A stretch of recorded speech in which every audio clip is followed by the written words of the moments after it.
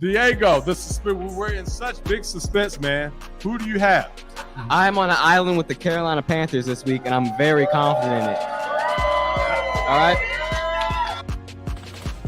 Diego, stop it.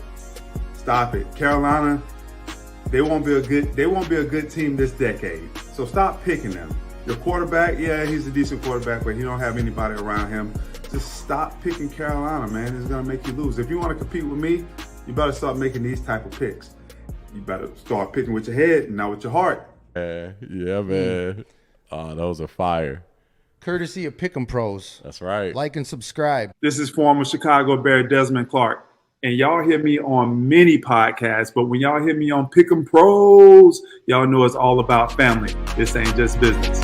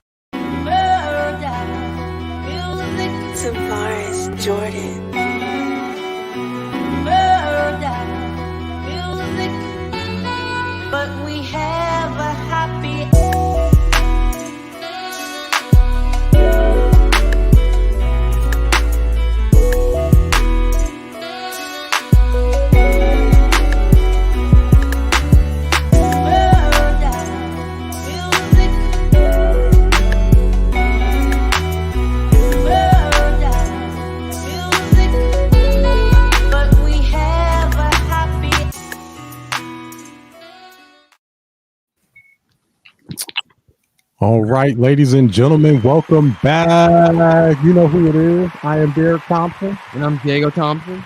I'm Christopher Davis. And who are we? We're the Pick'em Pros. Pick'em Pros. We are the Pick'em Pros coming back at you in the house with a special episode of Who You Got, father-son dynamic duo. And we've got our man, Chris Davis. What's going on, Chris? Nothing much. Just, excited after last week's win.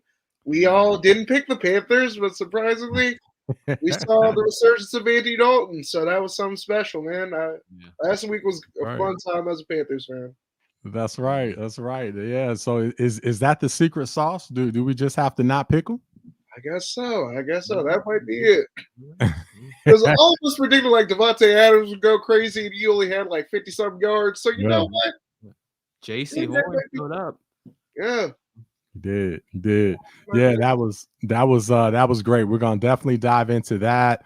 Definitely hyped about that. We talked about Bryce, talked about Andy Dalton. Is he the difference? Hey, they looked a lot different. So we'll definitely dive into that, and we're gonna go down there and check them out in person. We have to do our due diligence. So since we're officially in the media and we're talking about the Panthers, we can't just talk about them. We got to go down there and see them up close and personal. Yeah. So we're gonna take a trip and get down there early and check them out. Yeah. So really excited for that. All right. Well, hey, also we've got a big show next week. We'll be back at Kings, so our show will be 7 p.m. Like it typically is, but we'll be in person. So come and check us out. Holler at your boys at Kings. We've got some fire special guests, and we're starting a new segment where we're featuring a high school athlete at the end of every show. So we're really excited about that. Let me go ahead and just pull this up real quick. So again, we've got Olivia, local golf phenom. Can't wait to have her. She's going to kick off our local high school athletes. So again, high school athletes, step your game up so you can get on here. Desmond Clark will be joining us. You all know who Des is. He'll join us virtually. And then we've got Kenny Collins. He is the coach of the Clayton High School basketball team. They are loaded. If you don't know, now you know. Yep. They are loaded and they are poised to win state. So we cannot wait to talk to him. He is jumping up to head coach this year, and he'll tell us about all the great things that are going to happen this year. And we also have some special guests, Rome and Jamie, to talk flag football. So we got a whole lot. Chris will be with us, of course, a whole lot going on. So it's going to be a fire show. All right. Well, hey, today we're going to talk about the Cowboys. We're going to talk about the game. We're going to talk about, are the Cowboys going to make the playoffs? I'm hearing a lot of people say no. We're going to talk about the Bears. Oh, no. Did they make the wrong decision again? We're going to talk about that. We're going to talk about the Steelers. My gosh, everyone was talking about the Bengals. Everyone was talking about the Ravens, Browns and their defense, and Deshaun Watson. And here, look at the Steelers. They're the ones that are 3-0. Are they the best in the AFC North? We'll talk about that. We'll pick all the games, as we always do. And then, hey, we've got breaking news in basketball, so we got to pivot at the end. We've got to talk about the big trade that happened with the Knicks and Timberwolves. We got to talk about that. WNBA is going into their semifinals. We got to hit that before we roll as well. So tons of stuff to get into for sure. So we got a fire show, and we do have to, again, we got to try to do all this within a little over an hour, because we got to be off here by 8:15. So we're gonna run through it. We're gonna run through. Now at Kings, we're probably gonna be about 2 hours. So I'm just gonna tell you right now, but we're gonna have pizza. We're gonna feed you. So come out, we'll feed you. And yeah, Kings is gonna be about a 2-hour show with all those guests and everything. We're not gonna rush that one. So we're gonna have that one. Just come and get comfortable, get a seat, and get early. All right. So let's dive into it. Let's get into our first topic here. The Dallas Cowboys. So, man, they squeaked by, won 20-15 on the road, went to MetLife, and got the win. Diego, you called this correctly. You and Des called this one correctly. Yeah. Tell us about this game, Diego. What's your take on it? So, Cowboys, they squeaked by. Giants, Malik Neighbors, of course, he's been playing really well. He had a good game. Was cooking Trayvon Diggs and all the other corners that were trying to guard him. But Cowboys, they squeaked by with the win. Dallas, it's been like 13 straight times they beat the Giants. So, but that is worrying that it was that close of a game. So, yeah, I come a little worried about the Cowboys, but impressed by Malik Neighbors and the Giants a little bit. I think they should definitely be worried. What do you think, Chris? So my thing with the Cowboys is, I don't know what kind of team they are, because they lose to a very good Baltimore team, and then they beat up on Cleveland, and they look like world beaters versus other teams. It's very weird, And Dallas has this thing of, I don't want to say it's front running, but to me, it's like they always will put themselves in like these positions where everybody's like, "Oh, you should win, you should do this," and they always fall apart. So yeah, no shade to them, but like I'm looking at the season coming up, they play the Steelers, the Lions, the Niners, the Falcons, the Eagles, the Texans, and the Raiders team. So this stretch run is like, oh, okay, like they're already in like a late season stretch run starting next week. So I don't know what this team is yet, and with the injuries to Micah Parsons, and I believe DeMarcus Lawrence is injured as well. It's a bit concerning for how this season could turn out. So I don't know. Yeah, I'm with you. I believe that he's got a high ankle sprain. Parsons has a high ankle sprain, which is not good at all. So they definitely, in my opinion, are in trouble. In terms of making the playoffs, I don't see it. When you look at the NFC, you've got Detroit, you've got Green Bay, you've got Minnesota now, you've got Saints, you've got the Saints, the Falcons. Okay, now I don't know about that. We'll see what happens tomorrow. The red is the red rifle going to bottom like that? I don't know. But yeah, I mean, you've got a lot of teams. The Eagles. I mean, I think we all probably agree that the Eagles are going to win the division. So it's going to be a tall task. They've dropped some games that that Saint game is really going to hurt them, but that's going to be very difficult to recover from that. So thank you to Lewis for your comment as well. Think they'll make the playoffs but won't go anywhere. Yeah. If they happen to get in, which I predicted them to squeak in and then get bounced early, but right now I don't know. It's not looking too. What do you think, Diego? Are they going to make the playoffs? I think they'll make the playoffs. You think so? They always not really because they're a great team. It's because really, I think they'll be able to like turn on the gas a little later in the season because that's what they always do. They always find a way to squeak into the playoffs. Okay. Give everyone high hopes and then fall late in the season. I think they'll in those games that Chris mentioned. I think they'll be able to pull some of those off and give the fans some confidence, and then blow it in the playoffs. Now you make a great point. I'm gonna kick it to you, Chris, for the final word on this. You make a great point because I've seen Jerry do this again. I remember when he brought in Amari Cooper. That was a mid-season move. If I remember, they were kind of flailing, and that Dak was struggling up to that point. And once they brought Amari in, Dak really kind of went to another level. So I wouldn't put that past them, and especially the way they're struggling right now, I wouldn't be surprised if they made a move. Now, if they make a move and they can bring somebody in, get a top receiver, or bring in a back, then I say, okay, they've got a shot. But as the way the roster is currently constructed, I don't see them making it. But Chris, what's your take? I just feel like this run like really concerns me because the Lions, the Niners, the Falcons, I believe they can win, but the Eagles and the Texans, like they're very good teams. And Dallas, I don't know if they'll like get beat up even more. We still haven't seen somebody outside of CD really turn up this season. So they do need another acquisition, and their defense, it's weird. Like their defense has really, they played well against when they played very bad quarterbacks. Like that's literally the story of their season. When they have to play, and Derek Carr, regardless of how you feel about him, has been playing top tier quarterback this season. When they played Derek Carr and Lamar, it looked like the sky was falling. So I don't know. It concerns me with the amount of great quarterbacks they're going to have to play in the trend of like their defense only rising to the occasion versus very mediocre quarterbacks. Okay.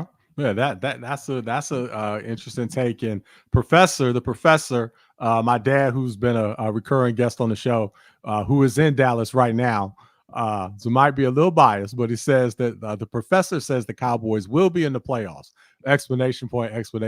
So if he says it, you might be able to book it.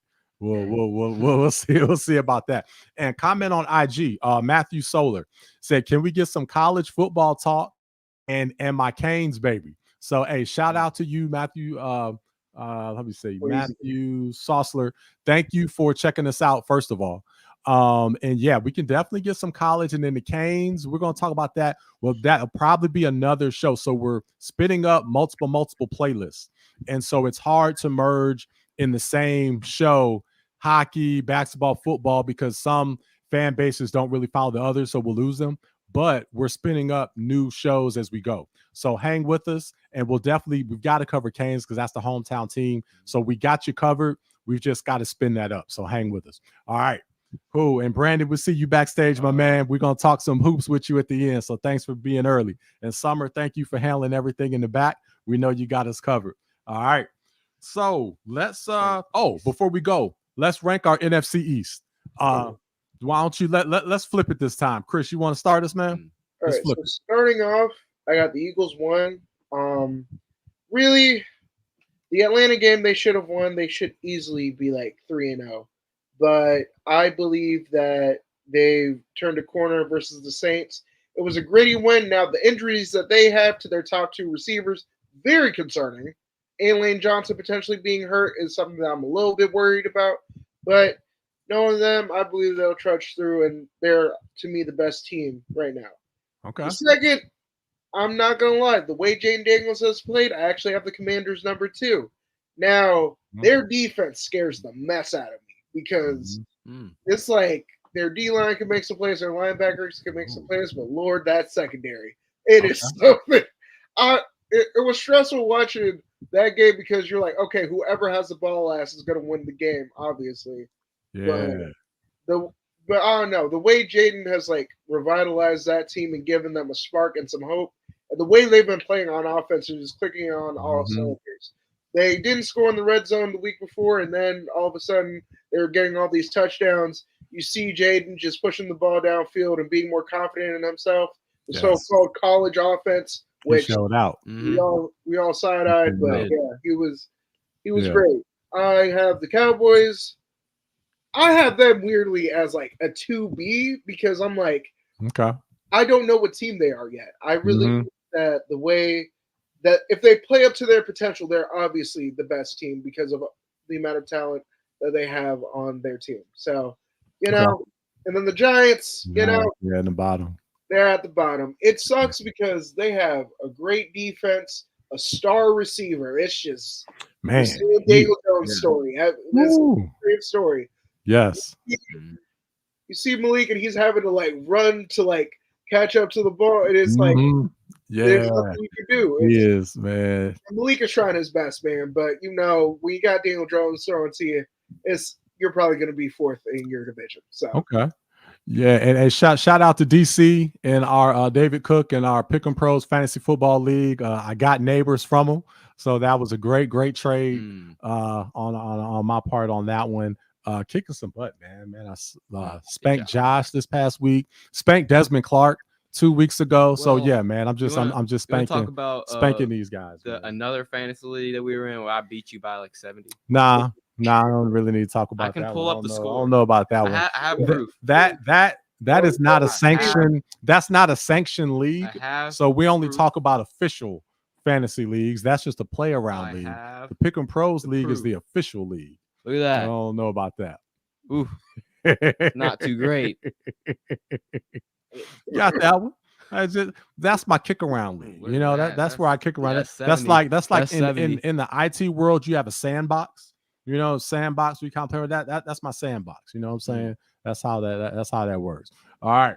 So Is Duke beating Carolina right now? are they? Okay. Oh, All right. Okay. All right. We got Duke, Carolina going on right now. We got the Need Duke college to going win. on. Colorado is giving a beat down on UCF. So we might touch on some of that a little later. Shout out to B Timmy 10. Said, what's up, guys? What's up, my man? Thanks for joining us. All right. Diego. So do you agree? Because I think we all have, and then Brandon in the background, we all have Eagles 1. Think Commanders, or did Brandon? He had Commanders 2, right? Yeah, Commanders 2, Cowboys 3, and Giants 4. Is that basically what you have, Diego? Or do you have it differently? I have I'm switching the Cowboys and the Commanders. I still have the Cowboys second best team. Okay. The Commanders, they were so bad last year. Like they were awful last year. And I just don't know after like one big win how I can put them that high up. Like they're still 1 and 2. Like they're still 1 and 2. Sounds like the Panthers. And so whatever. We're not talking about the Panthers. I'm still 1 and 2. So after one big win, I can't. Okay. I can't, you know. Okay. After one big win, can't do that just yet. Okay. I got you. I feel you. All right. Well, we're gonna move on. What up, Aunt Deanna? We see you. What up, though, out of Detroit, hitting us up on Instagram. Much love. All right. Well, hey, we're gonna get into the Bears. I don't know if Uncle Dwayne, the biggest Chicago Bear homer in the world, is watching this, but Dwayne, if you're watching, any Bears fans watching, you might want to close your eyes on this one. Man, let me pull up the title slide here. The topic on here is, oh no, did the Bears get it wrong again? Did the Bears get it wrong again? Man, I mean, we all know about taking Mitchell Trubisky. Told you about them UNC quarterbacks.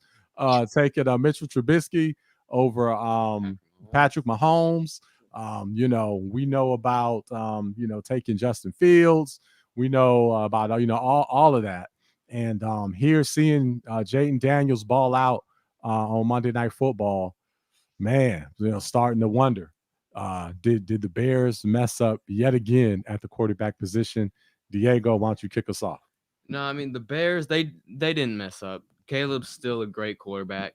He just needs, he's had put some pretty good games together, but just like, his consistency and a little bit of turnover issues have got him. But I still think that he's gonna be a great quarterback. And I think it's something with the Bears. I don't know what it is. It's just like all the quarterbacks go to the Bears, they just don't turn out great. So maybe it's Dwayne. If Caleb doesn't turn out great, then it's the Bears' fault. Because like that's just how it is. So if Jaden Daniels went to the Bears, he would be playing bad He'd too. be playing bad too. Like it's just how it is. I'm sorry. It's It's just the Bears. It's just the Bears. Okay. What'd you say, Chris? I mean, to me, this is like eerily similar to the situation that we've had with Carolina and Houston, where there's a defensive head coach, there's an offensive coordinator that really values how to help a quarterback, play quarterback successfully in this league. Regardless of how you feel about Cliff Kingsbury as like a head coach, as an offensive coordinator, he is doing his thing. So that's my whole thing is, again, this might be a situation where we overrated one situation and we underrated another. And that's my feeling on this. It doesn't mean that Caleb's not good, because Caleb has performed as best as he could, but he doesn't have the offensive line around him yet again. And again, he has some coaching decisions. He has, he has Eberflus, and he has Shane Walter as his offensive coordinator, who's not really helping him out. So it's like, what do we like? We have these quarterbacks that we label generational, and I get it. Caleb Williams was supposed to be the next Patrick Mahomes, and we gave him 3 really good wide receivers, even though one of them's injured right now. So there's a lot going on that's stopping him from being what we know he can be. Because we saw that throw in the preseason. All of us were like, oh my goodness, he's there. We're back. The Bears are their best quarterbacks since 85. Like, everybody was so happy. Right. And then you see what Jaden can do with a team. And again, I still think that Washington's offensive line is spotty sometimes. So I don't even think it's like comparable to the Houston situation with the offensive line. Yeah. But I think they're a really, really good – Washington's a really good place because it thought about, hey, we have everything we need. We just need the guy. And they got their guy. So we'll see how it goes with their careers. But I don't know. I think Caleb still has a lot to prove. So I'm holding out hope for him. Okay. Let's got one more thing to say. Yeah. Well. Listen, the Bears go and get all these great receivers. Everyone's like, woo, they got these good receivers. They're going to make the playoffs. They're going to have a big run. But really, it's the nitty gritty that counts. It's the O-line and the D-line. It's the O-line. They don't have a great O-line. So Caleb's not as successful the first 3 weeks as people thought he would be. They need we're no rookie quarterbacks need good O-line to be successful. Yeah. And the thing is, like, their defense is actually playing their butts off. Like, there's no like it's nothing like the Bears can do. It's like the decisions that they're making on the offensive side of the ball is what is killing this team. Because the reason why they won the first game this season is because defense and special teams showed up.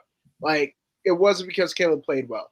Against Houston, defense helped shut down a very potent Houston Texans offense.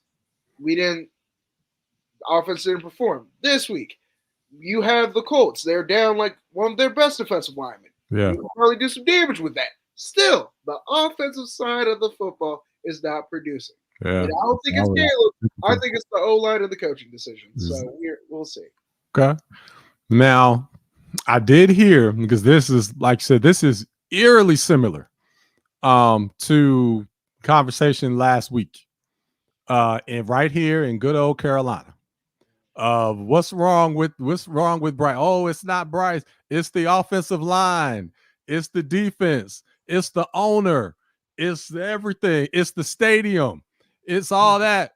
And then Dalton came in, the red rifle lit it up. And I didn't see anything on the news about Temper selling the team. I think they still had the same owner. Yeah, I believe they still had the same offensive line. I believe they have. I think they only made one change. I believe so. So I wonder if it is quite. I mean, yes, can the O-line improve a little bit, Chicago? I'm sure it can.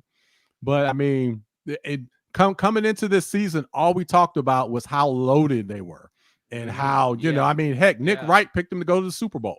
You know what I mean? So, now all of a sudden that he's struggling, now there's all these things that's wrong. So, time will tell. I do think that the fit has a lot to do with it. So I agree with you, Chris. You've got a defensive coach. This is the Bears cycle, because I do speak Chicago as well. Okay, I was born in Chicago, so I do speak Chicago as well. All right. Every 4 years, there's a change. Okay. And it's in 2-year intervals. All right. So every 2 years, either the coach or the quarterback gets fired. All right. And they rotate. They rotate where the passion goes. So now, because again, it's too early to get mad at Caleb. So now it's all going to be the coach. So he's going to be gone. Then in 2 years, it's going to be Caleb. Oh, he was a bust. Then the next 2 years is going to be the coach. Then it's going to be whoever the next quarterback that they draft. Then it's going to be the coach. And they'll just rotate every 2 years. That is a cycle. Go back and check it out. That's the cycle in Chicago when it comes to that. But I think it's a lot of fit. Jaden Daniels, look, he, again, reminds me a lot of CJ last year. There's a lot of parallels. He has not thrown a pick yet, okay? Just like CJ didn't throw a pick until later in the season. Caleb has thrown 4 at least. Caleb's been sacked 13 times. Jaden's been sacked 9 times.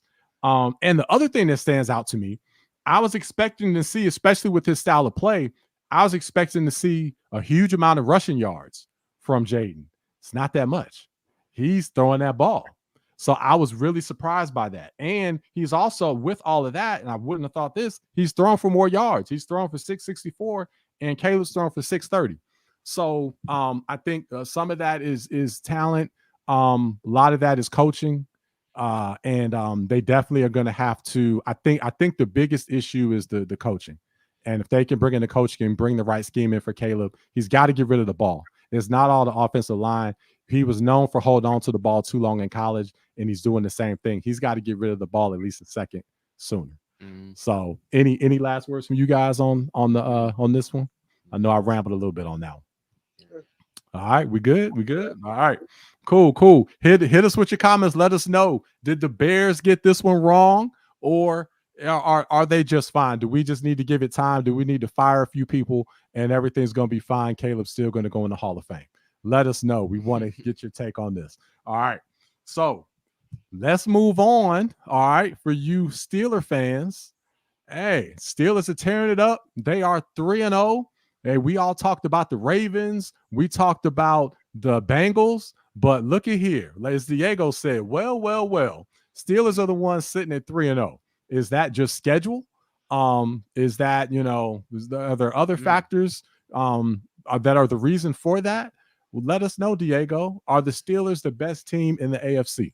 So I think in AFC North. Oh, yeah, AFC North. Yeah. AFC North. Thank you. Right. AFC North. No, not AFC AFC. North. I think currently the Steelers are the best team in the AFC North. I mean, with the body of work, the Ravens struggled. They lost at home to the Raiders, which is a very bad loss. And the Bengals are 0-3. They're just not looking good. Mm-hmm. Browns, they're 1-2, coming off a loss to the Giants at home. And the Steelers, they're sitting here. They won every game. Defense been playing good. Even Justin Fields has been playing okay. So, I mean, yeah, I think the Steelers have been doing a good job, and Steelers are the best team in the AFC North right now. Okay. Well, they're playing what I call typical Steeler football. It's ball control. They're going to play defense.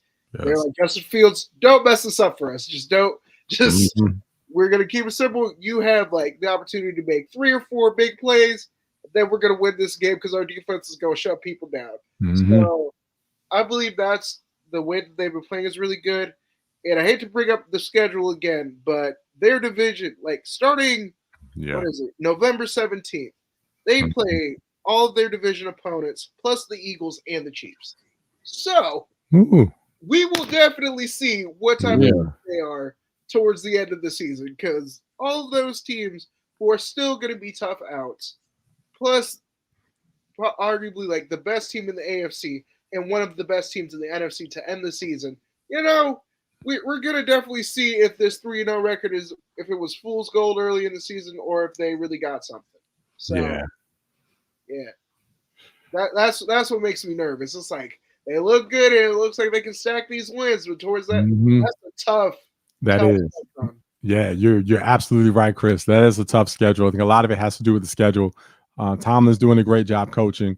If you play defense in the NFL and don't turn the ball over, you're going to be in pretty much every game and have a great chance to win. More games are lost than they are won in the NFL, as we see. So they're doing a great job with that.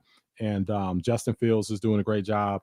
73% completing percentage. Is doing a strong job managing the team. Yeah, it's tough. As far as best in the AFC North, I would have to say I would still have to give it to the Ravens, although I'm discouraged by the performance against the Cowboys and just how they've looked. They it's like they came out the best against the Chiefs, and it's like they haven't recovered from losing to them yet again. There's I guess you got the championship game hangover, so to speak, but then they faced them that first game, and you had Lamar Jackson dipping his shoulder and, playing dangerously. Got through that game healthy, fortunately, but again, they lost there at the end in heartbreaking fashion, and I feel like they haven't gotten over that. So I feel that they will get their second wind, and then be able to push through. I don't think they're going to be Buffalo this Sunday night. I think they're going to lose that one, but I do feel that they are the class of the AFC North. Yeah. So one thing that's interesting is Justin Fields now he's the QB2 on the depth chart. So is he really? Yeah, that's new. So I don't know. The way Justin's been playing, Russ ain't seen. You gotta keep him. I gotta fill him back for a second. I think they should keep Fields in. Yeah, they definitely need to keep Fields. Definitely need to keep Fields. Let us know in the comments. Y'all should first of all tell us, hey, are the Steelers the best in the AFC North? So yeah, we're missing a word there. That's on me. Are they the best in the AFC North? And hey, let us know, should Fields keep the starting position, or should they give your boy Russ a chance? So they let him cook, come in and cook for him, cook a little something up. No. Okay, we got some no's here. Stay on the sidelines. Be a good leader, be a good mentor. Hey, Brandon, let us know, man. Should they let Russ cook?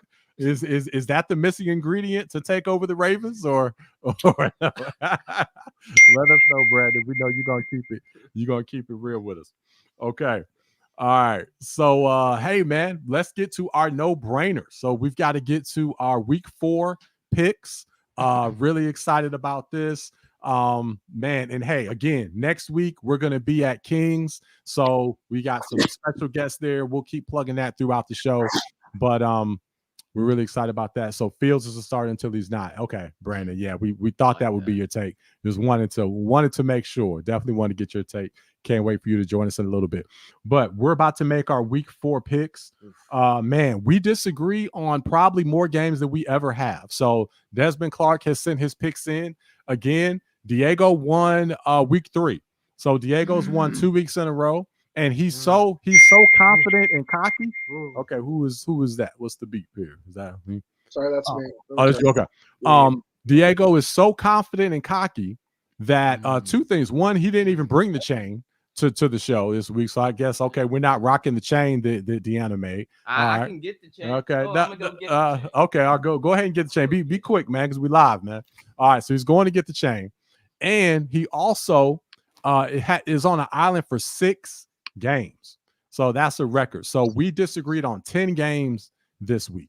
So we're going to dive into all these. But first, we're going to go into our no-brainers. We only agree on 6 games. So let me go ahead and bring that slide up here and dive into the 6 games that we agree on. And then we'll go into the 9 because we already had the Dallas Giant game that we disagreed on. All right. So Diego, go ahead and kick us off with our no-brainers. All right, no-brainers. We got the New Orleans Saints going to Atlanta, play the Falcons. Y'all got the Saints in this one. That's the under. We're all picking the underdog. We're all picking the underdog. So yeah, I have the Saints to win. They bounce back from a loss to the Eagles, go to Atlanta, and I think Atlanta's a little overrated this year, actually. So I think New Orleans can go in there and get a win. Okay. What do you think, Chris? Little concerned with New Orleans injuries, but I do believe they still have the better team overall. I got New Orleans in this one. Okay, you got New Orleans in this one. Now, I wonder, are we all just trying to save face because we said they were for real last week?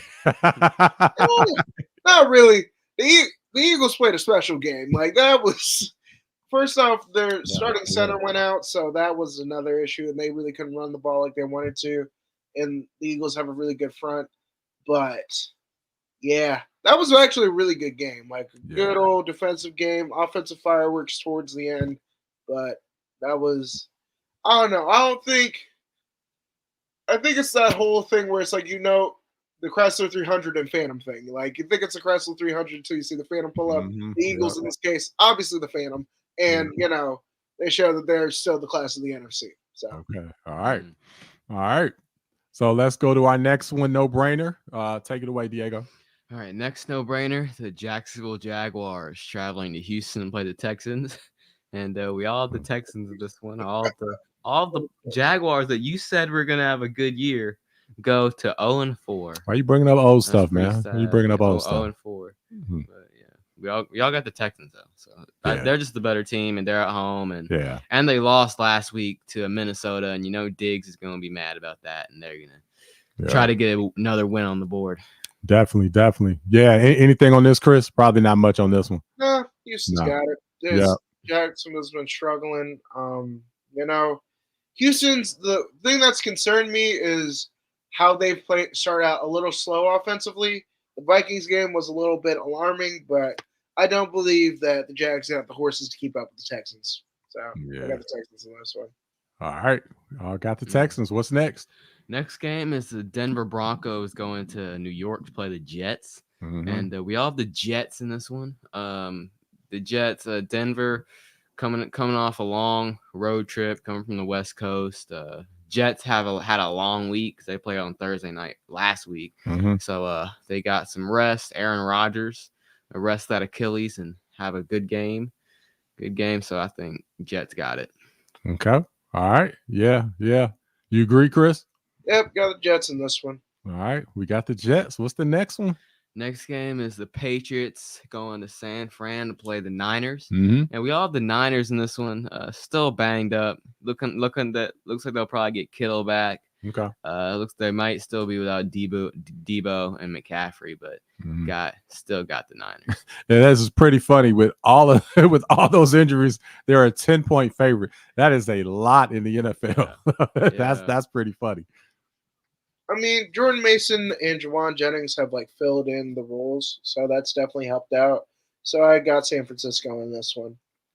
Okay. All right. What's the next one? Next one is the Tennessee Titans going to Miami to play the Dolphins. Mm-hmm. We all got Miami.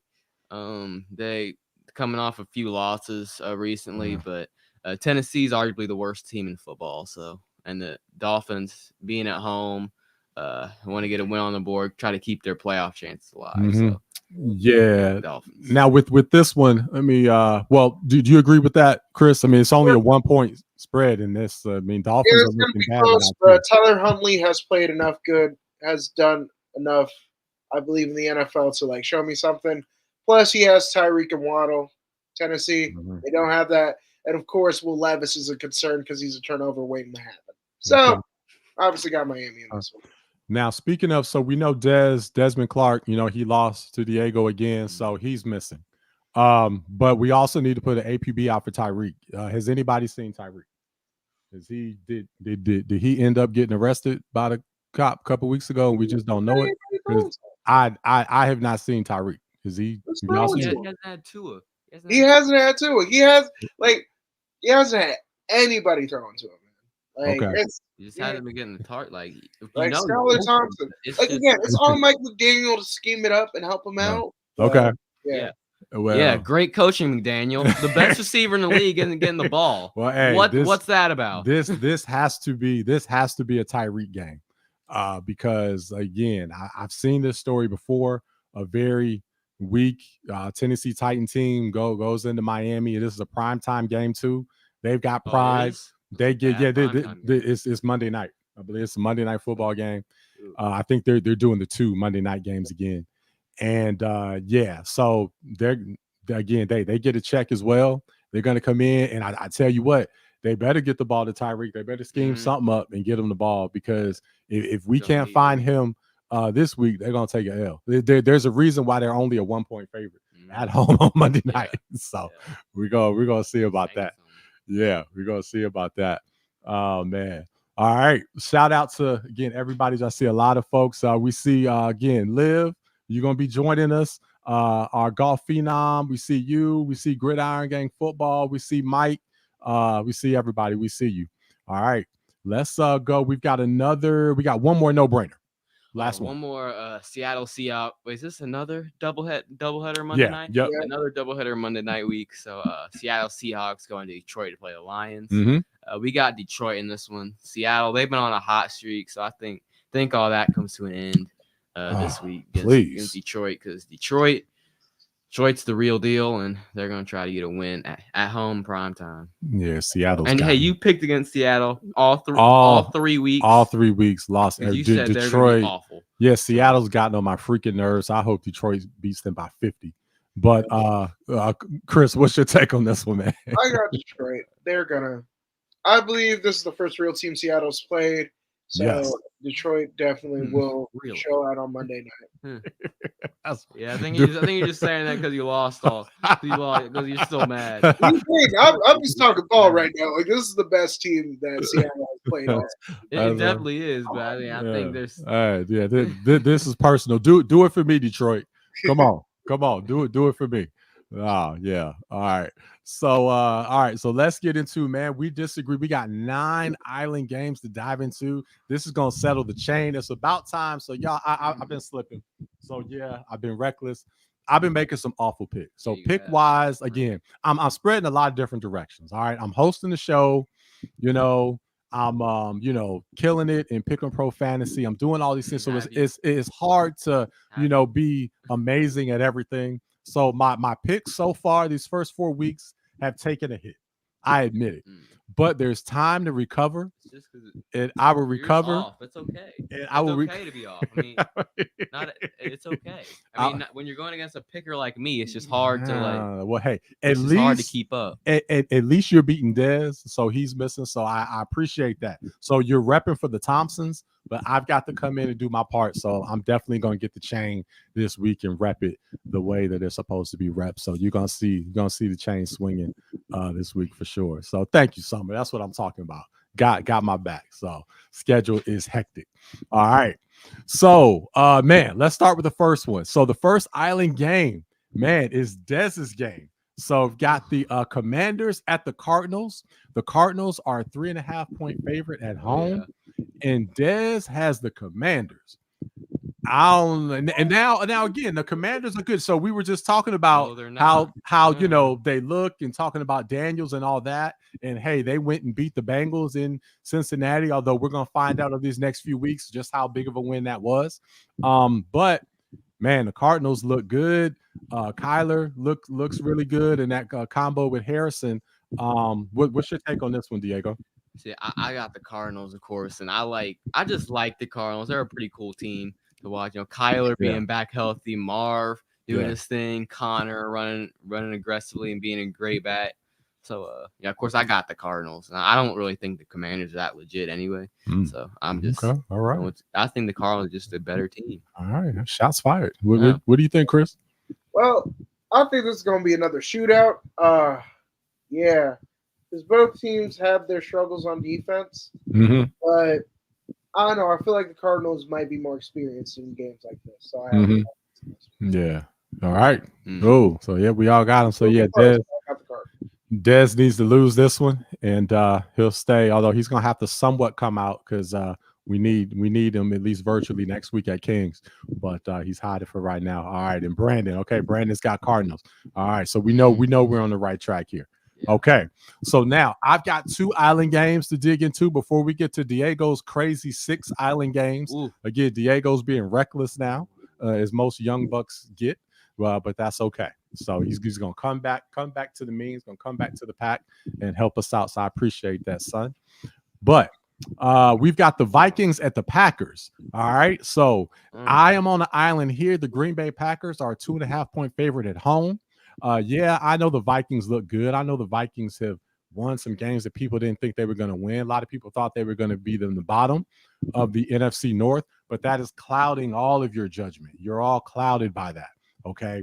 You don't realize what the Packers are. The Packers are Love is expected to play, and they're at home. I've got the Packers winning this game. I also feel that the Vikings are due for a letdown. They've had a lot of big wins. Think they're gonna come down a little bit, and they're gonna drop this one and get their first loss of the year in Green Bay. What do you think, Diego? I mean, Sam Darnold is looking great, and I just think they're just going to keep playing well. You know, the Vikings and the Packers. Man, kind of wanted to pick the Packers in this one. I didn't know Love was going to play, but I'm gonna defend the Vikings. Justin Jefferson, he's a great receiver, so yeah, go with the Vikings. Okay, what do you think, Chris? So my uncle would disown me if I didn't pick the Packers, so I'm picking them. All right. One, for that reason, and two, Love being back. It's going to revitalize that team. And the fact that they played so well with Malik Willis, everybody was like, oh, the sky's falling. They're not even going to make the playoffs. And, you know, that's a testament to Matt LaFleur's coaching. So I think when it comes down to coaching, the way they run the ball, I think it's going to be a very good game, but I got the Packers in this one. Yeah, it's going to be a good one. We'll be if this is a 1 o'clock one, we'll have this on our phone. So we'll have YouTube TV while we're sitting there at the Panther game tomorrow. So we'll be able to check everything out. So yeah, we'll keep a close eye on what's on everything that's going on. All right. Oh, so that's so yeah, man. Everybody sided with me, man. So you know what I mean. I got my guy Brandon. I got Chris. Everybody knows. So yeah, I'm definitely getting the chain. Deanna, I'm a rep this week. I'm definitely gonna have the chain this week. All right. So next one. The next one that I'm on an island with. Oh yeah, we got the Chiefs traveling to the Chargers, and the Chiefs. It's a home game. Okay, no. Just because it says the Chargers are at home, this is a Chiefs home game. Trust me. Oh, okay. I got you. Yeah. That's a good point. Extra home. That is a good point. 7.5. That I'm surprised the spread is that big. I mean, this is a divisional game. Chris, you were just talking about this last week. How with the Chargers, we were really interested to see when they faced each other. Now the Chargers lost last week, but hey, that may actually help them coming into this game. Who knows? And the Chiefs have been squeaking by. The Chiefs could easily be 0-3. So what's the reality? Can't wait to see how this shakes out. But I've got the Chargers taking care of business in this game. Jim Harbaugh is going to coach them up. And they're going to give the Chiefs their first loss and definitely solidify the chain for myself. Diego's got the Chiefs. I see Brandon's got the Chiefs. Chris, who you got? I got the Chiefs. I'm sorry. The Chargers are banged up right now. It'd be different if Derwin James was playing and Justin Herbert didn't already have some lingering injury concerns. So, you know, as much as I like the whole Justin Herbert Mahomes thing, it's Mahomes' division. They're so right. And I really doubt last year was the first year we really saw them like seem to crumble versus division opponents like that. But I really believe that they'll get it together and they'll beat the Chargers this week. I got the Chiefs in this one, man. I'm sorry. Okay, hey, all good, all good. So I'm on a total island on this one. So no, it's good. I like that. I like being on an island. You know what I mean? It's kind of like Diego when he's playing corner, or your other or your sidekick Jalen, who'll be with us tomorrow. Jalen, yeah. You know, you guys are on an island. You know, doing your thing, shutting down. And you know, I'm on an island on this one, man. I'm a rep. I'm a rep, and you guys are gonna realize. See, this is the game that's gonna prove that I'm back.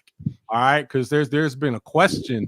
Okay, you guys have been questioning. Okay, my picking this year. This is gonna show that I'm back, and this is gonna be the perfect segue to go into our live show at Kings. All right. You know what I mean? And it's gonna be great. Matter of fact, I might even come on set after y'all. We'll probably have some music. I'll probably come in with a band and all of that. So it's gonna be theatrical. You're not gonna want to miss this. I don't know what band you're gonna find. I'm gonna come in with the Clayton High Band. Yeah. Since we're gonna have the Clayton High coach, we'll have to see if we can get the Clayton High Band to join me and bring me in. All right. You can stop thinking about that because you already know. See, these island games are what make and break a person. You know what I'm saying? So being gutsy and picking like, these island games is what is the difference. Okay. So my first island game is the Bengals at the Panthers, and I'm picking the Bengals. What? I'm on an island with Whoa, dude! You're going to the game. What is happening to Diego? Who kidnapped him? What? I got a strategy, okay? So, I mean, I know the Panthers are they're the legit Super Bowl contender, and I know all that, but just the Bengals, they're 0-3, right? And they're just I gonna know, want, Summer. and they're really gonna go in for a win. Like they're gonna play their best football, Yeah. and they're going to try to win this game. But and also, I picked against the Panthers last week, and they finally won. So I kind of like this trend. You know, maybe Okay. if I keep picking against the Panthers will keep winning. Okay. So who knows? Okay. So you're trying to have you're saying that you're not fooling anybody. So you're trying to have a win-win. Okay. Yes, so you can go much. there, Yeah. root for the Panthers. If they win, hey, my team won. But then if the Bengals win, it's like, see, I told you, I picked it. So that's what you're trying to do. That's pretty much what I'm trying to do. Yeah. Hey, man. I'm riding the momentum, and I'm already going to pick the Panthers. Listen, the way I have not seen our offense perform like that in years, and that is without now. The concern is we lost Adam Thielen, but I believe that Deontay Johnson, he had some issues with injuries this week, but he seems like he'll be healthy for Sunday. With Chuba Hubbard, they have two of their starting D linemen out, so if we just run the ball and let Andy cook, I believe we can win this game, man. This is the first time in a minute I've had hope, real hope as a Panthers fan. Man. I think this could be a Xavier Legette game with him being a number 2. Him, being younger, not really having to worry about that injuries and stuff. I think he's going to step up to the occasion. Okay. And possibly give the Panthers the win. All right. Yeah. Whatever. Now, you got I've got like a 4X Cincinnati Bengals hoodie back there. You can rock that. So we actually have some Bengal gear. You gonna wear that? And then we'll all be the 4 of us will have our Panther stuff on. So we can do that. Well, hey, before we can't leave this game, okay, until we talk about fully go into a little more the Red Rifle and what he did last week. So again, like I said, I believe Temper still owns the team. I believe they still got the same team. I think everything's the same. Diego, man, what is Dalton the guy the rest of the year? So yeah, just like Chris said, I hadn't seen the offense perform like that in probably about 6 years. So that's kind of sad. But 2018 season before Cam got hurt. Hadn't seen him from well since then. So I think Andy Dalton is actually our franchise quarterback. He could be our quarterback for the next 5 years, actually.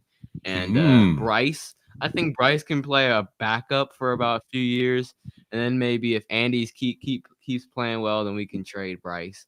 But I think Andy Dalton is the guy until he's not. So. Don't you have a Bryce jersey in the are you wearing your Bryce jersey to the game tomorrow? Oh no. I'm gonna catch shots for that. You go. I can't handle more Bryce shots. I can't. I'm gonna wear my Cam jersey to the game. Oh, he go.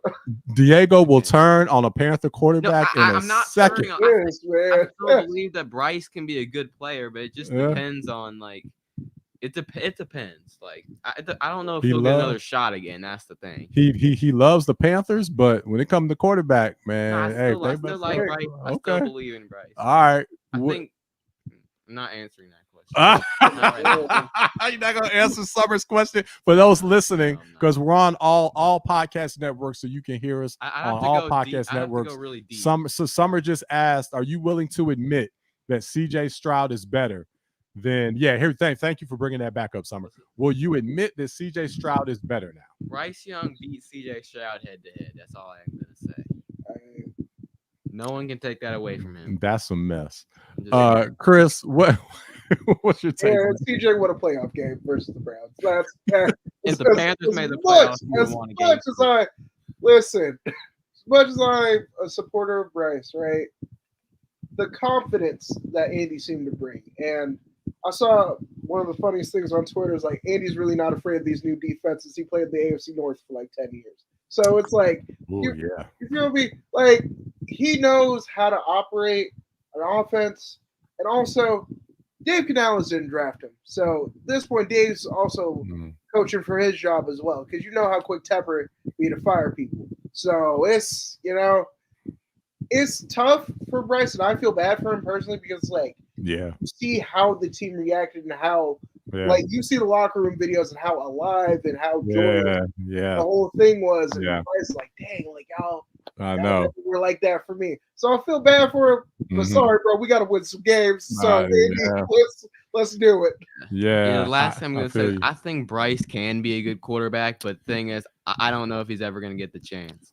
So that's just the thing. I've got a spot for him actually, because there is a team where I think he would be a perfect fit, because it reminds me of the Caleb Williams, Jaden Daniels situation, how the offense and what they're setting up in Washington fits Jaden. What they've got in Chicago is a little shaky right now. They've got to make some adjustments.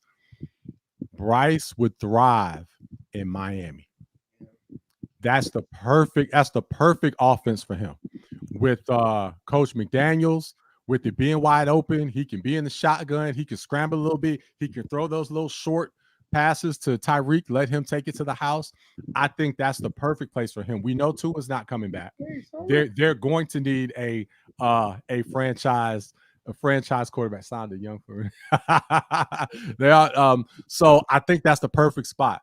Now, I don't know how you'd work the cap and all this. I'm not a capologist, but hey, give me Waddle.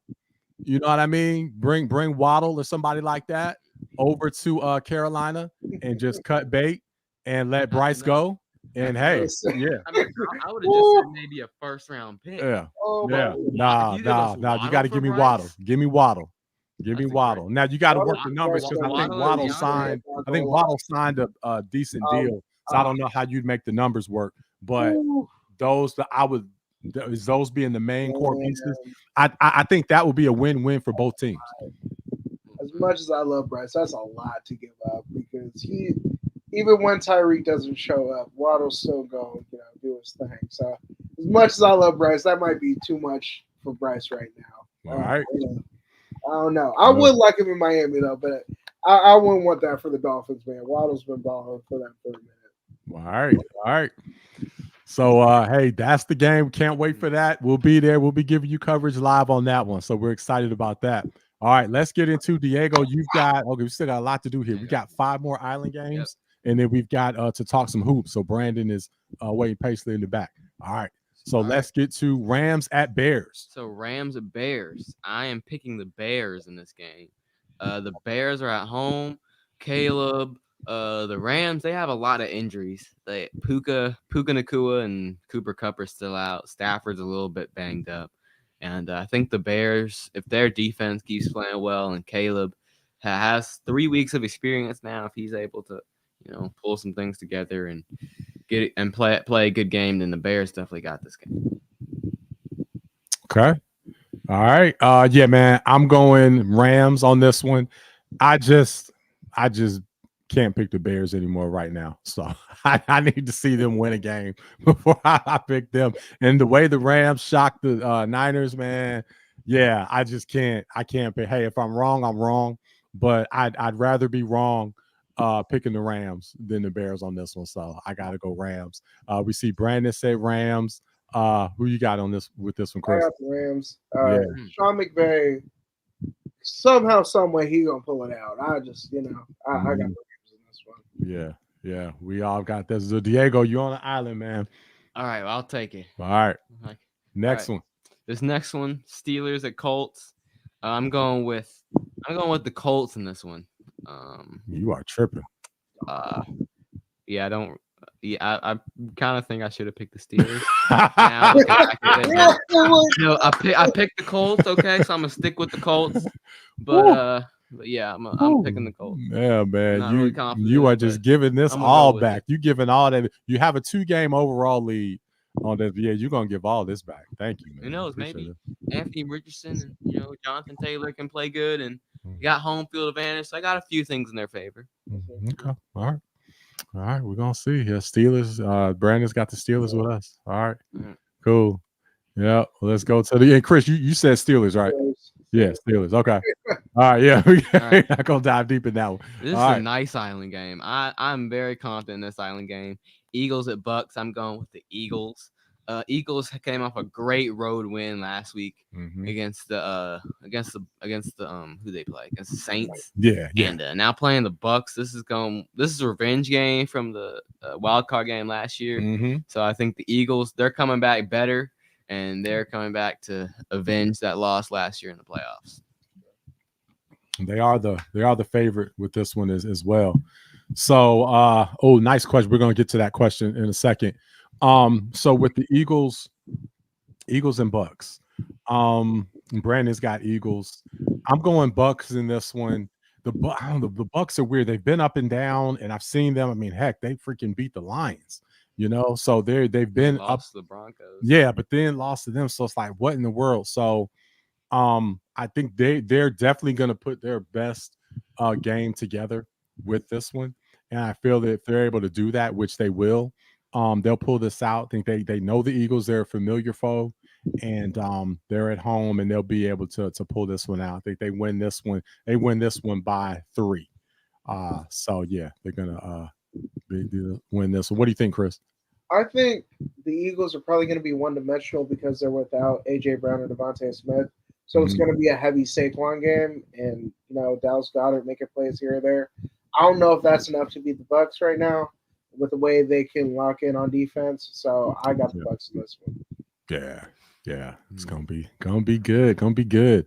I tell you what, Summer, can you bring that question? Kind of read that one. So, is Nico Collins too hurt to get over 80 yards receiving? 42% target share versus man coverage. Is he hurt? How banged up is Nico? I haven't really heard anything. You haven't heard of him being? I haven't heard anything crazy about Nico. So I think as long as he's playing and he's not severely hurt, then I think he can get over 80. He can get over 80 and get that. Yeah, I mean the bigger question with him is just the receivers. The fact they have Diggs. That he's got to spread that ball. He's got to get Diggs' touches. So that's just going to naturally take away from Nico. That's why I stayed with fantasy. I stayed away from all Houston receivers except Diggs because we know Diggs is going to complain and get his touches. So we don't have to worry about that. The other guys, I don't know if they're quite seasoned to, demand the ball like that. So, yeah. And then if he's hurt too, yeah, I'd be a little leery on that. Yeah. But thank you, Matthew. Thank you for the question on that. All right, you got the two more island game. Browns at Raiders. I'm going with the Browns in this one. Browns at Raiders. Yeah, I'm going with the Browns. Both these teams aren't really that great, so it was really just like I was kind of just picking. And the Browns really need a win because they're in a tough division and they haven't been doing so great. So I think they'll bounce back. They are the favorite. They are the favorite. Oh, you're welcome, Matthew. They are the favorite by 2.5, which I guess. I mean, hey, maybe that's the bias of. I guess people figure, man, the Raiders lost to the Panthers in convincing fashion, so now all of a sudden the Raiders are awful. Right? But again, the Raiders did go into Baltimore and beat the Ravens. So this one's tough. I've got to go Raiders. I think they're at home, which they were against the Panthers, but I think they're going to be extremely motivated. You can argue that they took the Panthers lightly, thought they were going to just come in and win that game. And I know the coach was very upset, called a lot of his players out, said that the players were making business decisions, and that now they're going to make business decisions as a coaching staff. So he put that whole team on notice that they better come out and perform or there's going to be some changes made. So I think they're coming out playing for their jobs, and that alone combined with Deshaun Watson playing awful, I think the Raiders definitely get this one. What do you think, Chris? Yeah, I got the Raiders in a low-scoring one. First off, they're without their 2 starting tackles, so Max Crosby's going to feast, unlike what he did against us. So, Max, you're due for a good game after, you had basically a pass deflection against us. So I got the Raiders in this one. Good point. It says something about our O-line containing Crosby. Because man, there's actually I don't have the stat on this. So this also is an interesting fun fact, and I'll have to get the exact stat. But I was listening to NBC Sports, and Sims the Sims son. I can't think of his first name. Chris Sims. Yeah, Chris Sims. He said, I don't know what the stat is, but he said statistically, the Panthers Yeah, offensive line is playing the best in the NFL right now. Yeah. And so, but there's got to be some stat. There's some stat that proves that. No, there is. Our O-line is better. Our O-line is better, but I'll tell you that right now we do not have the best O-line. Okay. All right. I mean, our O-line is better. I'm not saying our O-line's awful, but we stopped the top 5 pass rusher. I got a little bit more belief in them than I had last year. Like, true. We pitched the shutout versus Max Crosby. I think there's better improvements. That's a great point. It might be because Andy was getting the ball out faster. That might be it. Could be. And also, we were talking again, that was part of the argument in the offseason when we were saying that the Panthers were going to come in and be better. The fact that they they improved the offensive line. Mm-hmm. So they should be better. Yeah. So we'll see. But yeah, I have to get the exact stat on that. All right. We got one more. We got one more island game here, Diego. And then, hold on. We got a question. Under 37, Browns Raiders. Under, I think so. Under Browns Raiders. Gardner Minshew versus Deshaun Watson versus two very capable defenses. It's gonna be low score. Yeah, it's gonna be low. Yeah, that's dang. I could see it combined like 20 points, maybe. Like, really low. That's what I was thinking too, Diego. Yeah, that smart money is. Oh man, I gotta. You know what, Matthew? I would actually take the over. Now that's probably not smart money. That's just me. Again, we don't. We're not. Come back to us on that one. But I think the if you look at the stats, the under is probably the smart way to go. But me personally, if I'm putting something on that, I personally would take the over. Plus, it'd probably be a higher payout too. So that's just how I, if I do place a wager, that's how I do it.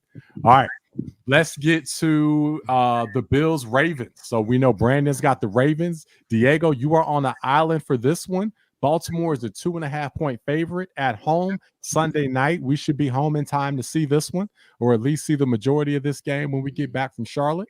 Man. See, I'm going with the Ravens in this one. They are at home Sunday night. They need a big win. They beat the Cowboys last week. That's a solid win. They had the Chiefs, but of course, you know who was in their favor in that game. But I think the Ravens, they're going to play their best football Sunday night at home and get a win. Okay. All right. Well, man, I've been on fire with these takes. I told you guys last week. I had a lot of memorable moments last week. I told you guys that Bryce was the problem. It's right about that. And I also said that the Buffalo Bills were the best team in the AFC. Yes, Buffalo Bills, best team in the AFC. And then they proceed to come out, and although it was the Jacksonville Jaguars, man, they look like world. Did y'all see that game? Did y'all see the fire in Josh Allen's eyes in that game and the way he spread that ball out? Didn't have anybody complaining, was just hitting Shakir, who I told y'all to pick on fantasy, which I picked up. I mean, man, it was just beautiful to watch. They're explosive and balanced, like I told you they'd be. And they're going to go into Baltimore, and they're going to spread the ball around. And they can spread the ball all they want. But the Ravens have Derrick Henry, Lamar, and their offense is just scary. So, what do you think, Chris? The only way the Ravens can win this game is by playing keep away with the Bills offense, because for me, there's no way that you can stop Josh Allen at this point. Like, he's playing like otherworldly. They're able to run the ball, and Baltimore's defense concerns me because I didn't think the loss of Mike McDonald would be hitting them this bad, but you see the points that they've given up in the whole comeback with the Raiders. All the yards they let up against the Chiefs. Dallas being able to almost win the game. Their defense really, really concerns me, and their offense's tendency to not let up off the gas. So I'm actually changing my pick because I thought the Ravens would have a tough one. I might have the Bills in this one. All right. Yeah. So me and Chris have the Bills, Diego, Dez, and no, Dez also has the I think Bills I'm with the me. only one. You have the Ravens, but Brandon has the Ravens, and we're gonna bring Brandon on here in a second. So yeah, man. But now, hey, it is at night, and I believe the Ravens are wearing black, you said, right? Mhm. So yeah, that's gonna be a scary sight, man, seeing Derrick Henry back there at night in Baltimore wearing the all black. I don't think anybody's gonna want to try to tackle him, man. Yeah, it's gonna be, we're gonna see how that works out. But the Bills defense, man, the defense is playing great as well. So that's gonna be fun. I can't wait to get back and see that one. All right. Well, hey, keep the comments coming, keep the questions coming. We've got a little more time. Rome is actually held up. So Okay. we were okay. So we got a little bit. We got a little more time here. But I know we got an early start. So we're gonna leave here. We actually going to train. So Diego's got to train with Rome. So he's gonna run routes. But man, aren't a lot of your classmates, don't they have the homecoming going on? Yep. No, I'm training. Man, Diego is training, Locking. putting in the work. Oh man. All right, we're gonna get some clips from that. We're gonna show you guys what's going on here. Okay. So let's go to basketball and let's bring our guy Brandon in to join us. All right. What's up, Brandon? Okay. Oh, let me hold on. Let me unmute you. Okay. Hey, how's it going? There we go. All right. Okay. What's up, Brandon? Hey, how's it going? Good, man. Good to see you, man. So wow. I think Silas, who is big supporter of us, messaged me yesterday, and was the one to break the news of the big trade of the Knicks sending, or the Wolves sending a Karl Anthony Towns to the Knicks, and we know there's more people involved. DiVincenzo and Julius Randle of the Knicks are the two main players. There might be some other folks involved, but those are the main pieces of this trade. So man, let's start with you since you're the special guest here. Then we'll go around, get everybody's take. But Brandon, man, what's your take on that trade? It was initially I was shocked about it, and then you look at the details. They saying it was like a money thing. They didn't want to.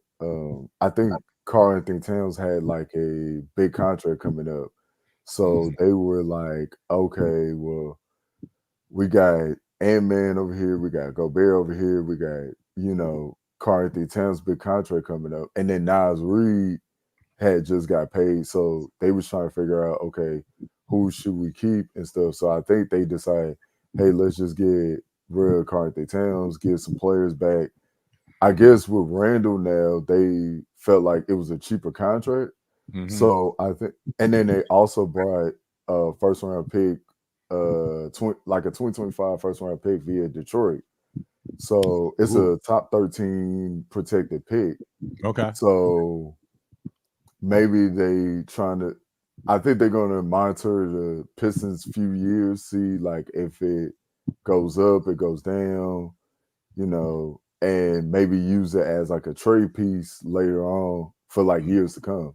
So I think but I think overall it was a good trade for both.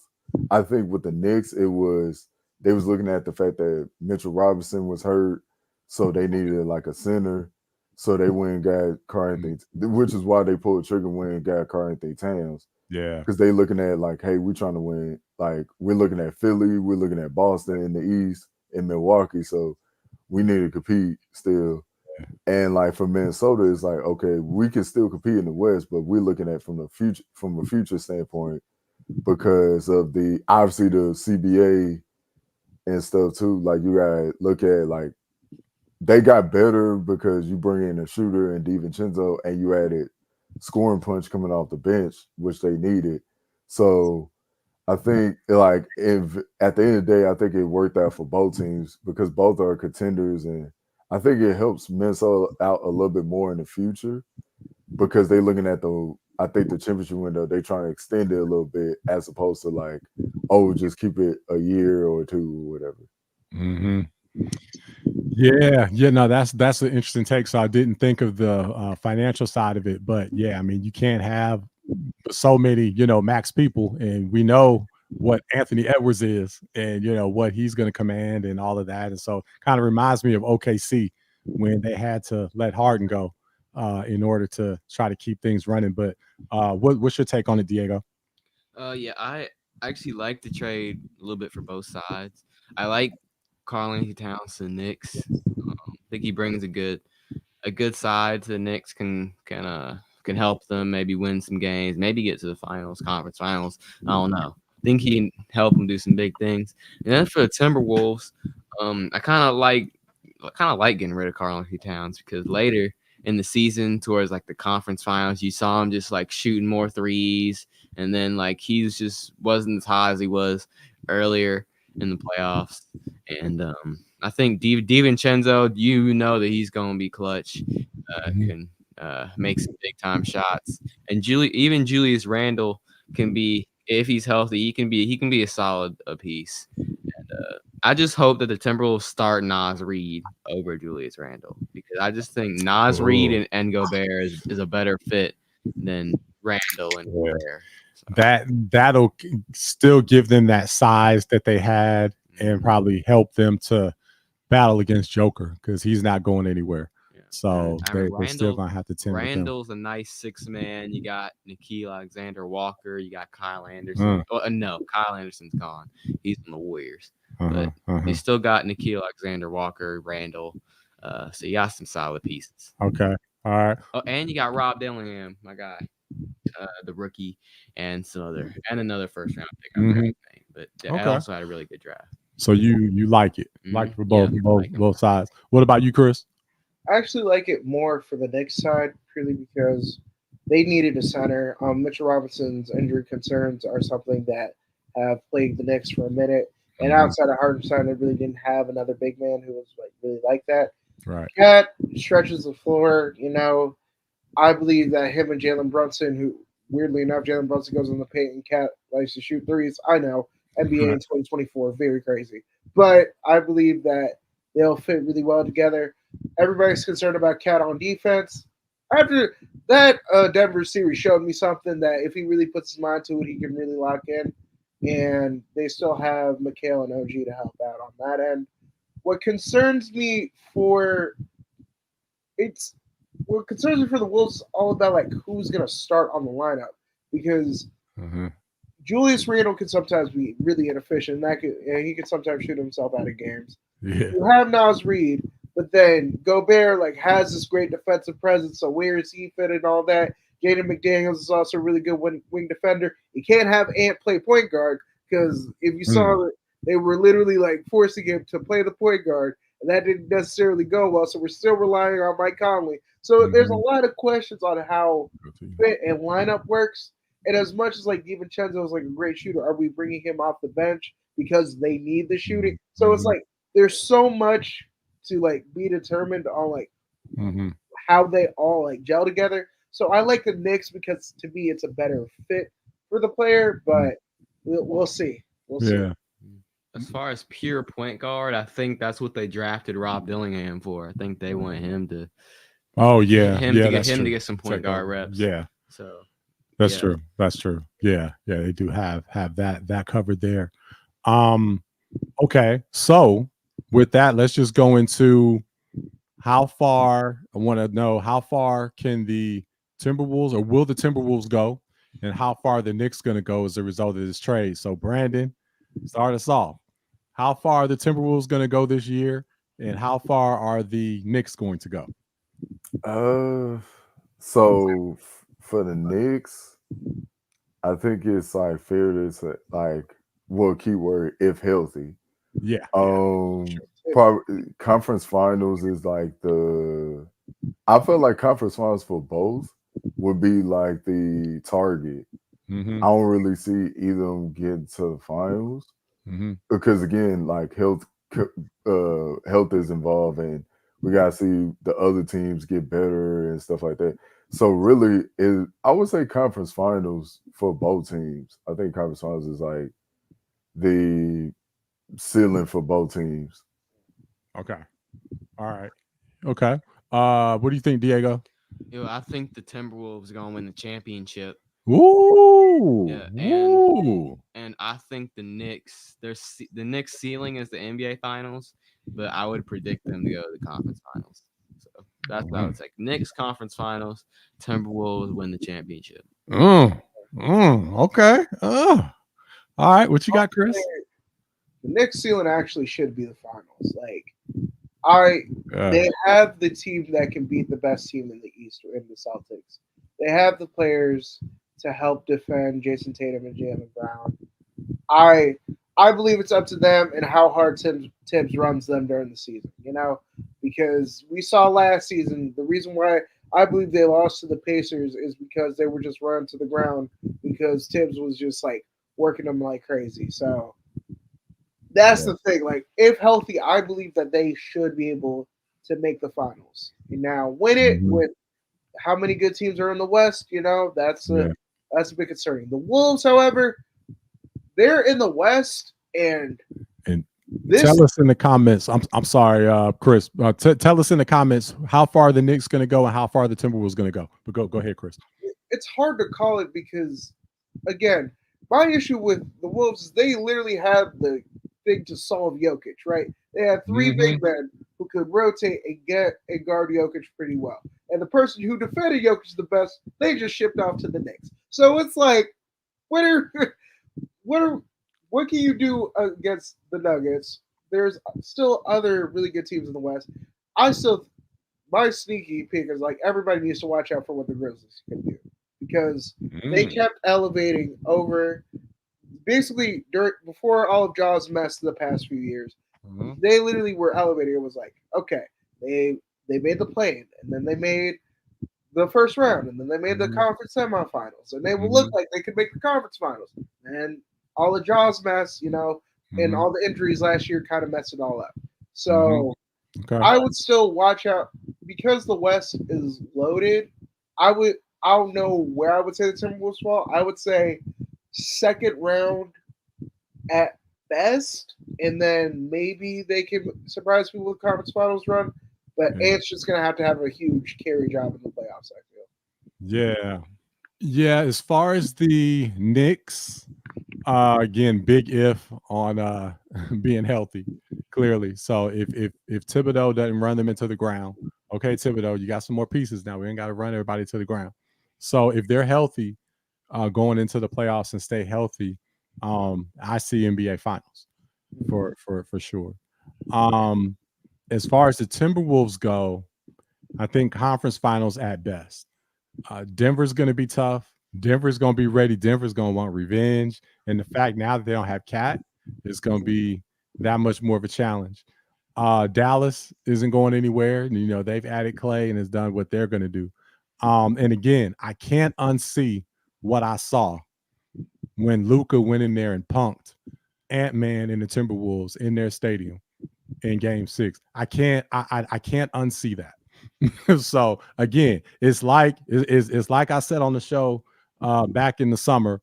It's like your dad talking a whole bunch of junk to some people, and you're a kid, and then you see your dad get beat up. It's kind of hard to have the same look at him the same way. You know what I mean? I can't unsee what I saw with that. So when it comes to the Timberwolves, I'm sorry. Ant-Man, and then all the stuff about the Jordan was the only one that had skill and all that. I think they need to be humbled a little bit. So you about that? I'm salty about that. So they ain't conference finals will be a win for them. They can go ahead and restructure their cap and maybe come back. But I think it's either Dallas, OKC, or Denver. One of those three. And if OKC can make a move, definitely I would probably lean towards OKC. So yeah, man. Yeah. SGA. Ant's better. Oh man. No, great. I appreciate you guys' takes. I love it. All right, we got one more topic before we jump here. Again, if you've got any questions, let us know, or again, any comments on everything that we're talking about. We want to hear that. But the last thing, man, WNBA semifinals. So we are down to the final four. We've got this starts tomorrow. So we've got the Vegas Aces are playing the Connecticut Sun, 3:00 ABC, 3:00 Eastern ABC tomorrow. And then you've got the Minnesota Lynx are playing the New York Liberty at 8:30 Eastern. Yeah, It's the other 8:30 way around. Eastern. Is it flipped the other way? Yeah, Sun Lynx and then Aces Liberty. The Aces play the Liberty? Yes, which is woo. Oh, I totally had this flip. Okay, my bad. Thanks for correcting me. So it's Aces Liberty. Oh, that's right. Yeah, because they're in the same division. That's right. Okay, so Aces Liberty, and then it's Connecticut Sun Lynx. Mm-hmm. Okay, I got that wrong. Thank you. So with that, I think so. Diego, you were Indiana. Mhm. Okay, so they're bounced now. Mhm. But who would you say now off the final four? I'd say the Liberty because they lost Okay. last year and they Okay, came back. they'll have revenge. We got the best only team in WNBA with under 10 Mhm. losses. So I think they're just ready to get that championship. And they're fiery. Okay, all right. Hey Brandon, man, our expert. Who you got? So I think you said. Did you say Aces? I before? said Aces, yeah. Okay, all right. So you're sitting good. You sticking with that? I actually am because I think in a weird kind of way, even though they are back-to-back champions going for a three-peat, they kind of have turned the Aces into like the underdogs, where it's like all the pressure. If y'all notice, all the pressure now is just on the Liberty now to win a championship, considering how well the Liberty had played. So it's almost like anytime. I don't know if anybody knows, but anytime when we've seen teams get New York teams, for example, anytime when New York teams get all of a sudden all the pressure on them, they end up kind of folding. So if you're betting on like a New York team, I wouldn't suggest it because like I've seen this story played way too many times. If you look back at hockey, for example, like I heard all season long it was the New York Rangers that were the favorites to win the Stanley Cup Finals, and I was like, "Nah, let me pick Florida." And everybody's like, "Why are you picking Florida?" I said, "Picking New York just not good to win it. New York and picking them to win a championship doesn't go together, unfortunately." So I was just like, "Let me just roll with the Aces," and I think. For me, it's like I have to see it to believe it. For me to go, okay, yeah, it is different if the Aces were to lose. But until then, I gotta go with the Aces. Well, that's an interesting point, Brandon, and we're gonna come to you next. But that's an interesting point, Brandon, as far as the New York teams, being the favorite and crumbling. So when I think of a lot of their championships, they were the underdog with a lot of titles that they won. I think of the Giants. With a lot of their titles, they were the underdog. You think of the Jets, and they won that. You think of the Mets. You think of just a lot of the New York teams. A lot of their titles, they were the underdog. So that's a very interesting point there. But Chris, what's your take on this? I believe the Aces and Liberty is going to determine who wins the whole thing, and I got the Aces. I believe they've turned the corner, and Asia's going to turn up. Like I believe this is her.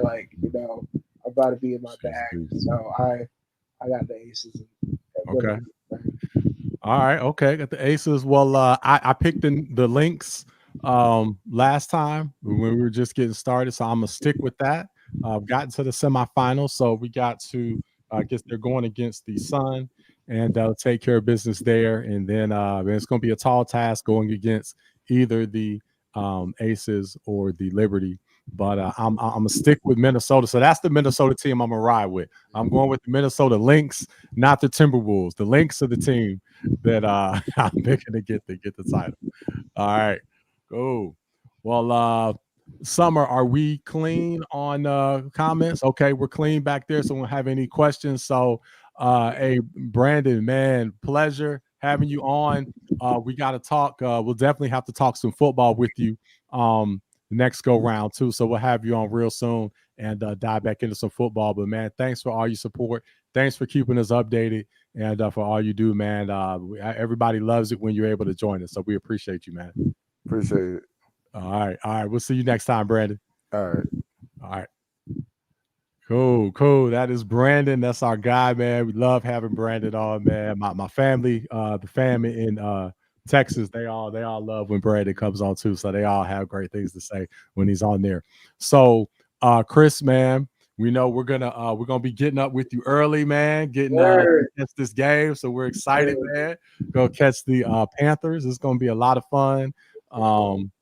Yeah. So hey, I know, man, it's 8:30, so we've gone a little long, but we've got to again touch on your podcast and music and between the generations and whatnot. So I definitely want to be able to touch on that. Yeah. So I would say my quick 5-minute spiel. Yes. With generational debates is I want to give y'all 3 or 4 artists to really tap into, because I feel like with music and everything, I feel like so many of the older audiences where are the lyrics, where's the people who are really spitting and saying honestly how they feel instead of focusing on flexing, and so much of rap to me has become about the aesthetic and sales, less so about the content and the actual rapping and getting to the bars. So I would say there's 3 artists I would like you to check out. Okay. Y'all can find them on most streaming platforms. So the first one, he's from New Jersey. His name's Chris Patrick. He's one of my favorites. I've discovered he raps with a passion. You can definitely feel it in a bunch of his lyrics. He has a bunch of introspective tracks. There's some tracks where he does some R&B cuts where you'll see him singing and getting that back too. So he's one of my favorites. Another one of my favorites is Smino. He's from St. Louis. He Smino, and if you listen to him, to me, he gives me the same feeling that Andre 3000 gave me when I was younger. And it's just the lyricism, the lyricism, the eclectic production. If you follow him on Instagram, you'll see his style and how that informs his music. So he's definitely one of the more special artists I've discovered. And finally, this is somebody who went to my school with me when I was at Howard University. His name is Zuri. So it's Zuri with an exclamation point.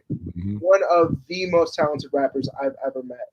And with him, it's bars galore. It's just, he is one of the most talented people I've ever met. So I really wanted to plug him and show he really got something to say for real. So Smino is one of the bigger artists. Chris Patrick's is getting more known, and Zuri is definitely somebody who I consider one of the coolest people, the coolest artists I've ever met, had the pleasure to meet. So definitely tap in with him.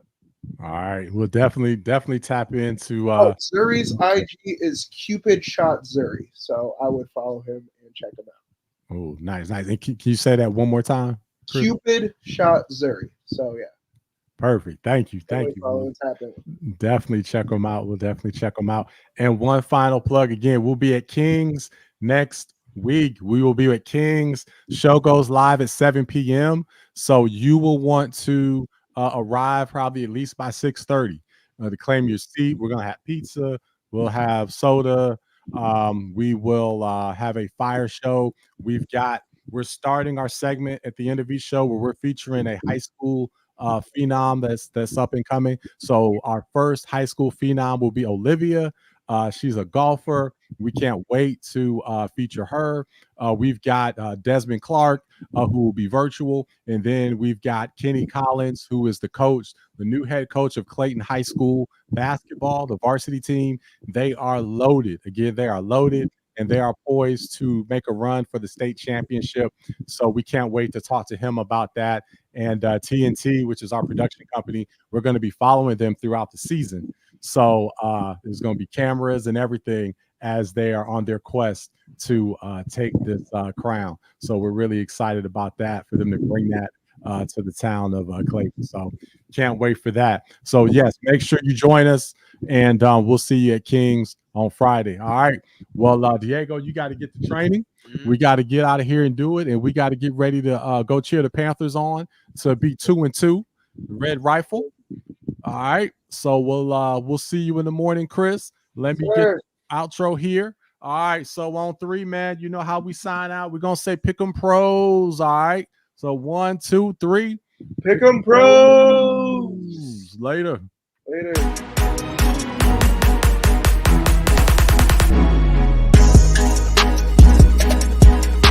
The Mars Jordan.